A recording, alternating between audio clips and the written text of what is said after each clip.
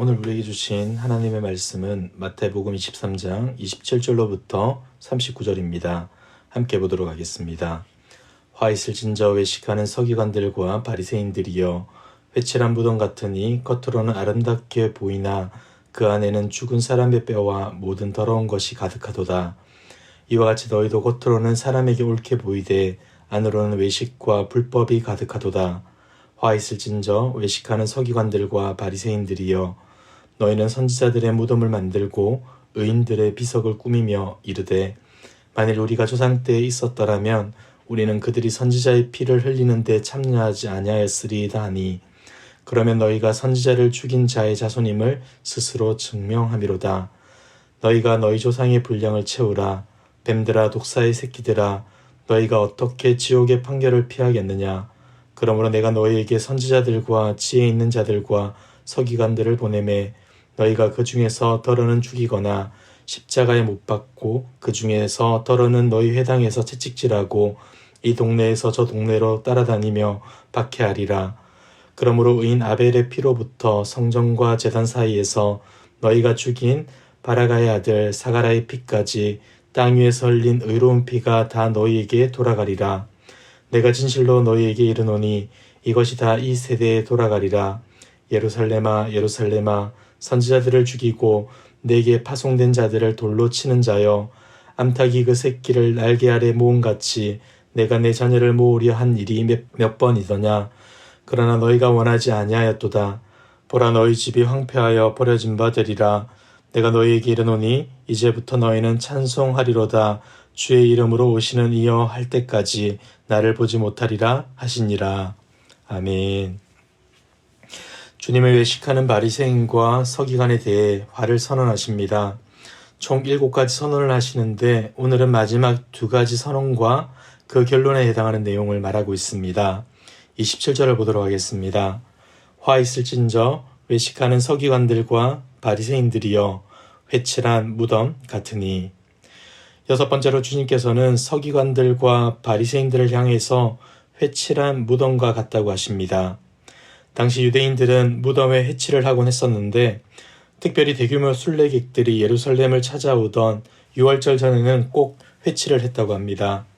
무덤을 눈에 띄게 만들어서 부지불식간에 무덤과 접촉하여 부정해지는 것을 막기 위함이었던 것이죠. 그러나 회칠한 무덤은 위선의 상징과도 같았습니다. 외양은 번듯해 보이지만 그 내부에는 죽은 자의 시체뿐 아니라 부패하면서 생기는 악취와 온갖 부정한 것들로 가득했기 때문이죠. 예수님은 외식하는 서기관들과 바리새인들을 향하여서 회칠한 무덤이라 하십니다. 겉으로는 경건하고 의로워 보이지만 그 속에는 거짓과 불법이 가득 차 있었기 때문입니다. 이어지는 7번째 화선언도 무덤이라는 심상을 사용합니다. 유대인들은 무덤의 의관을 꾸미고 비석을 세움으로써 죽은 자들의 생애와 업적을 기념하곤 했었는데, 지금 서기관들과 바리새인들은 선지자들의 무덤을 만들고 비석을 꾸몄던 겁니다. 다시 말해서 자신들이 선지자들을 존경하고 같은 마음으로 살아가고 있음을 드러내고 싶었던 것이죠. 하지만 예수님께서는 이와 같은 그들의 생각을 아시고 이렇게 말씀합니다. 31절입니다. 너희가 선지자를 죽인 자의 자손임을 스스로 증명함이로다. 주님은 그들의 외식을 아셨던 겁니다. 선지자들을 존경하지도 같은 마음으로 살고 있지 않음도 아셨기에 너희가 선지자를 죽인 자의 자손임을 스스로 증명한다라고 말씀하신 것이죠. 그러면서 너희 조상의 분량을 채우라 하시는데, 그들의 선조들이 옛 선지자들을 죽인 것처럼 너희들도 나를 죽이게 될 것이다 알려주신 겁니다. 그들은 죽임당한 이들의 후손이 아니라 죽이는 자들의 후손이라는 것을 지적하시는 것이죠. 예수님은 이들을 향한 신랄한 비판을 이어가시는데 33절을 보면 이렇게 말씀합니다. 뱀들아, 독사의 새끼들아, 너희가 어떻게 지옥의 판결을 피하겠느냐. 고대 팔레스타인 지역에서 뱀은 가장 혐오스러운 짐승이었다고 합니다. 그래서 누군가에게 뱀이라고 불리는 것은 가장 모욕적이고 수치스러운 일이었다고 하죠. 그런데 주님은 그들을 향하여서 뱀이라 부를 뿐 아니라 독사의 새끼라는 호칭까지 더하십니다. 겉으로 보기에는 의롭고 경건한 사람인 척 살아갔지만 실상은 불법과 거짓으로 가득 찼기에 이렇게 불렀던 겁니다. 위선과 외식이 그들의 민낯이었기에 그들은 지옥의 판결을 피할 수 없다 말씀하시는 것이죠.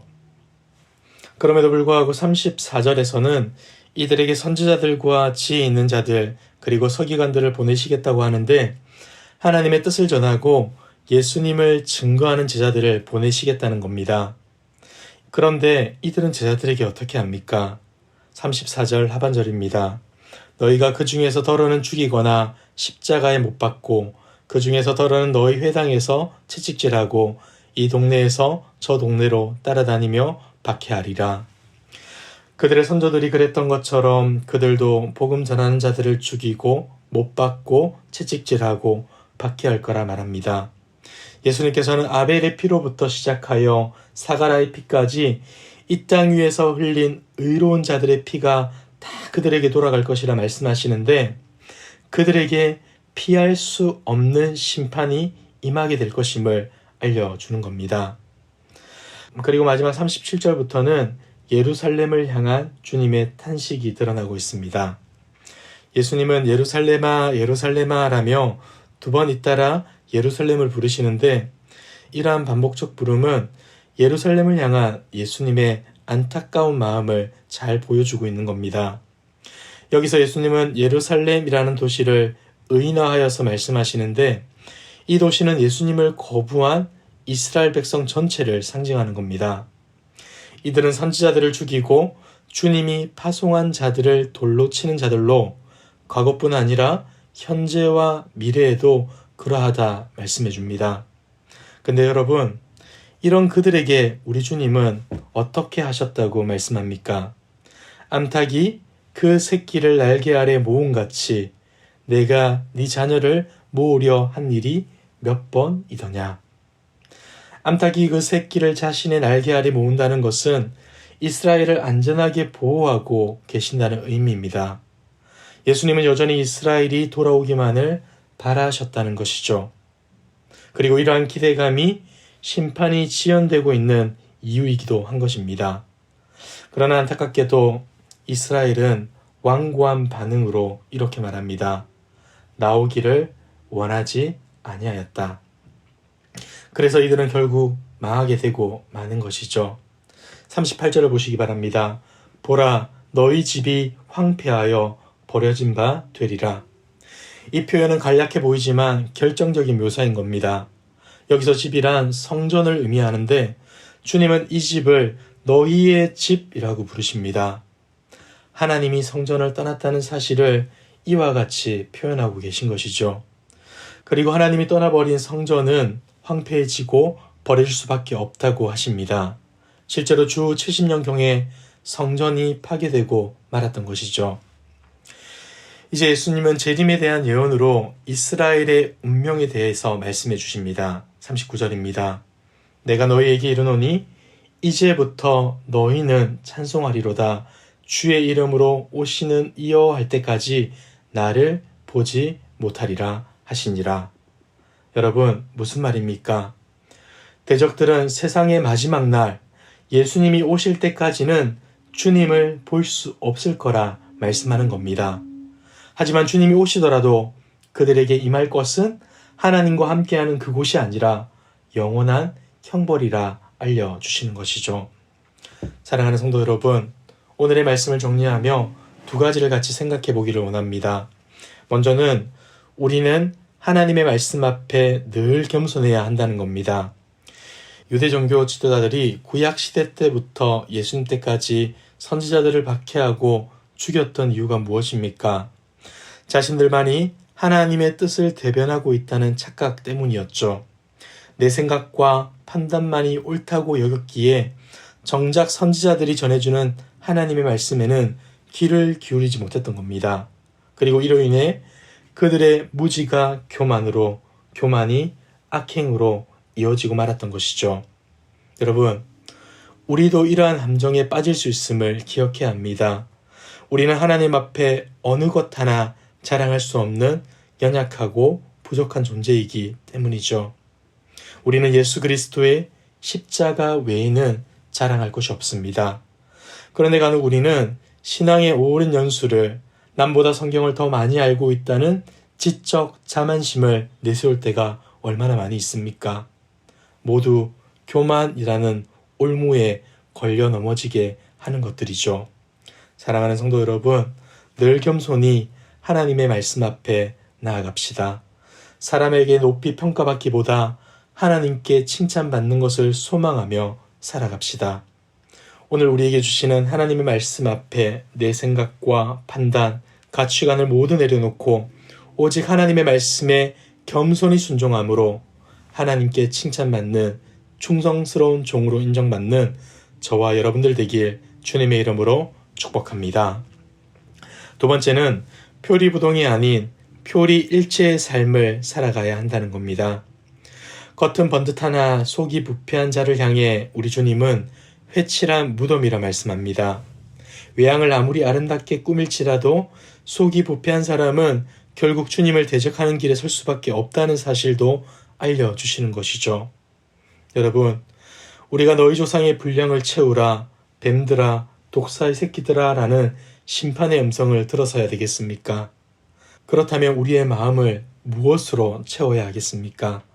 더럽고 추한 거짓과 위선이 아닌 주님이 부탁한 것들로 우리의 내면을 채워가야 되지 않겠습니까? 오늘 우리가 골로새서 1장 24절의 말씀을 보면서 우리의 마음을 무엇으로 채워야 되는지 결단하고 다짐하기를 원합니다. 제가 이 말씀 읽어주고 말씀을 마치겠습니다. 나는 이제 너희를 위하여 받는 괴로움을 기뻐하고 그리스도의 남은 고난을 그의 몸된 교회를 위하여 내 육체에 채우노라. 아멘. 기도하겠습니다. 우리를 끝까지 사랑하시는 살아계신 하나님 아버지, 오늘도 우리에게 귀한 날 주시고 하나님을 예배하고 하나님께 기도하게 하심에 감사드립니다. 날마다 하나님이 베풀어 주신 은혜를 기억하며 겸손히 살아가길 원합니다. 나를 고집하는 못된 죄성으로부터 벗어나게 하시고 오직 하나님의 말씀에 집중하는 우리 되게 하여 주시옵소서. 무엇보다 주님이 우리에게 맡겨주신 사명을 성실히 감당하길 원합니다. 죄된 욕망을 채워가지 않게 하시고 주님이 우리에게 주신 교회와 영혼을 위하여 어떠한 수고와 헌신도 기꺼이 감당할 수 있는 우리 되게 하옵소서. 이 모든 말씀 예수 그리스도의 이름으로 기도드리옵나이다. 아멘. 이 시간 기도하실 때 주신 말씀을 붙들고 기도하시고 주간 기도 제목을 따라서 환우들과 성김 사역을 위해서 기도하겠습니다. 영적으로나 육적으로 연약한 자들을 기억하시고 기도해 주시고 기쁨으로 섬기는 우리 교회 될 수 있도록 모든 성김 사역을 통하여서 세상의 소망이 되는 행복한 공동체 되도록 기도해 주시기 바랍니다. 특별히 이번 주에 있을 청년부 단기 선교 가운데 은혜를 더하여 주시고 모든 사역에 기쁨과 감사가 넘치도록 선교의 자리를 통해 영혼을 사랑하고 하나님을 더 깊이 알아가는 은혜가 있도록 기도해 주시기 바랍니다. 합심 기도 제목과 각자 가지고 오신 기도의 제목으로 기도하시다가 자유롭게 초소로 돌아가겠습니다. 기도하겠습니다.